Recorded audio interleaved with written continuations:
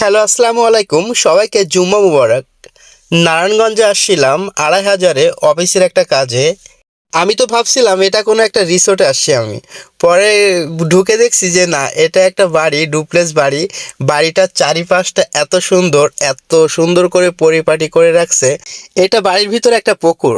পুকুরটা অনেক সুন্দর ছিল। এখানে মাছ চাষ করে মেবি। আমি দেখছি অনেকগুলো মাছ আছে, ক্যামেরাতে দেখা যাচ্ছে না। পুকুরের চারি সাইডটা এত সুন্দর। গ্রামের ভিতরে এমন একটা বাড়ি, ডুপ্লেক্স বাড়ি, সত্যি অসাধারণ। পুকুর ঘাটে দুই সাইডে দুইটা পাখির খাঁচা আছে।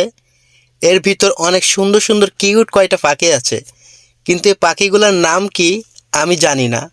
আমড়া গাছ। গাছ ছোট হলে কি হয়, বাম্পার ফলন দিছে গাছে, অনেকগুলো আমড়া ধরছে। পুকুর ঘাটের বাম সাইডে আর একটা পাখির বাসা আছে। দুই তলা, নিচে মুরগি পালে, উপরে পাখি। এটা কবুতর, এটাকে চিনতে পারছি, কিন্তু উপরে যেগুলা কিচিরমিচির করতেছে এই পাখিগুলা আমি চিনতে পারতাছি না এটা কি পাখি।